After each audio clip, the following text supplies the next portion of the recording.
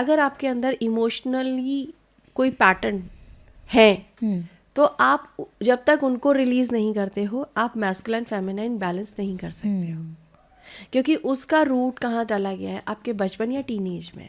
Okay, ठीक है, तो वो निकालना पहले ज़रूरी है। जैसे बहुत सारे लोग कहते हैं मैंने बहुत प्रैक्टिस करी, बहुत सारा कुछ किया, पर अभी भी कुछ है जो मुझे आगे नहीं बढ़ने दे रहा है। तो वो आगे नहीं बढ़ने दे रहा है, वो पास्ट का कोई एक इमोशन है जो शायद आपकी बॉडी के अंदर है, जो आप नहीं समझ पा रहे हो, आप नहीं पहुंच पा रहे हो वहाँ तक जहाँ से निकाल कर आप शायद बहुत आगे बढ़ सकते हो। ओके, ठीक है। दूसरा प्रियंका जी आपने पूछा कि कैसे उसको नॉर्मली बैलेंस कर सकते हैं। आप देखो कि आप कैसे हो, क्या फिजिकली बहुत ज़्यादा गुस्सा करते हो या बहुत जल्दी रोते हो। ये 2 ट्रेट्स हैं जो आप समझ सकते हो। अगर आप बहुत ज़्यादा रो रहे हो, बहुत ज़्यादा इमोशनल हो, तो आप प्रेजेंटली क्या करो, आप बहुत इमोशनल हो ना तो लेफ्ट को बंद कर लो आप, ठीक, और राइट से सिर्फ थोड़ी देर के लिए सांसें लो, लंबी गहरी, पेट तक। ओके, ठीक है, तो इससे क्या होगा, सूर्य की चेतना जागृत होगी आपके अंदर।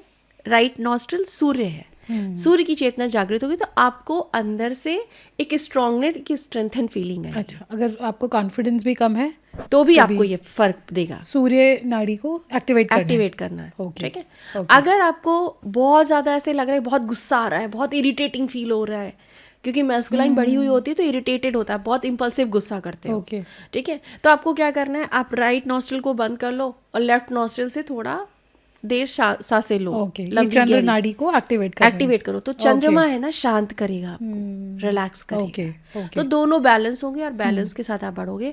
वैसे भी अगर आप फाइनेंशियली ग्रो करना चाहते हो और आप चाहते हो कि आपके पास अनकंडीशनल पैसा, प्यार, लव, अफेक्शन, मोटिवेशन, अपॉर्चुनिटी सब कुछ सागर की तरह भर भर के आए, तो आपको मैस्कुलाइन फेमिनाइन को बैलेंस करना होगा। क्योंकि इसके बैलेंस होने से आपके सातों चक्र भी बैलेंस होते हैं और सब कुछ अगर बैलेंस है, आपका पास्ट का इवेंट्स भी निकल गया है, तो आप फाइनेंशियली ग्रो करते हो। राइट, ठीक है भाई, सब कुछ जुड़ा आपकी चेतना से है। ये दोनों भी अगर इम्बैलेंस है ना तो कोई ना कोई इमोशन है जो आपकी चेतना के स्तर को नीचे ला रहा है।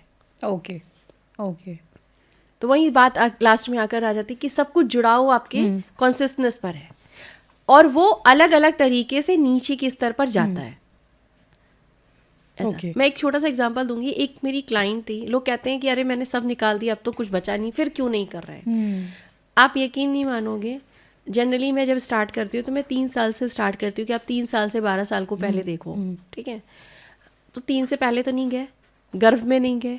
ठीक है, एक स्टूडेंट थी जो कि जर्मनी से थी और वो कुछ वहाँ है तो इंडियन, बट वहाँ पे अपना कुछ काम कर रही हैं और सब कुछ बेटर था। एक ब्लॉकेज था जिसकी वजह से उनको बार बार पेन हो रहा था एक स्पेसिफिक जगह पर। ठीक है, और उससे रिलेटेड काम भी नहीं हो रहा था, उस स्पेसिफिक जगह से रिलेटेड काम भी नहीं हो रहा था। फिर एंड ऑफ द रिजल्ट जब नहीं हुआ तो मैंने ऐसे, मुझे इंट्यूटिवली लगा कि मैं इनको गर्व से अब तक कराती हूँ 3 साल तक। ओके, ठीक है, और जब मैंने उनको पूरा उस लेवल पर लेकर गए हम लोग ट्रांस में, तो उन्होंने मुझे बताया कि 2 साल की एज में उनकी दादी के साथ कुछ काउंटर हुआ था, जो इमोशंस उनके अंदर स्टक थे। 2 साल की उम्र में क्या हुआ? कुछ जैसे डांट देना किसी को या गलत तरीके से बिहेव कर देना, लाइक। ठीक है, बच्चे ने कब क्या लिया, देखिए हम कहते हैं कि तो उन्हें वो याद था? उन्हें वो याद था। जब हम ट्रांस में ले गए ना, NLP के थ्रू ट्रांस में ले गए, तो वो उनको विजन याद आया। ओह, ठीक है, कि आप देखो कि यहाँ पे कौन सा पेन पड़ा हुआ है, तो वो उनको याद आया और जैसे ही उनको वो रिलीज हुआ, वो पेन आना बंद हो गया और जो स्टक थी वो अगले 10 दिन के अंदर फाइनल हो गया। क्या पेन होता था उन्हें एग्जैक्टली यहाँ पे पेन होता था। अच्छा, और मेडिकल रिपोर्ट्स में कुछ था? कुछ नहीं, कोई मेडिकल रिपोर्ट नहीं, कुछ भी नहीं। इसीलिए और वो मेरे पास आए थे कि उनके पास बहुत से हेल्थ इश्यूज थे जिसका कोई मेडिकली वो नहीं था। ओह, ओके, यहाँ पेन हो रहा है, हेड में पेन हो रहा है। शी इज़ नॉट, मतलब वो एक माइग्रेन की पेशेंट नहीं है, उनको चेस्ट में कोई प्रॉब्लम नहीं है, पर यहाँ हैवीनेस लग रही। क्यों लग रही है? जब आपकी बॉडी किसी इमोशंस को एक लंबे समय तक रख करे तो वो एक इंडिकेशन देती है कि अब ये इमोशन जो है ये फंगल होने वाला है। ठीक है, जैसे एक प्रूवन है कि कैंसर जैसी बीमारी भी आपके स्टोर्ड इमोशंस के कारण होती है।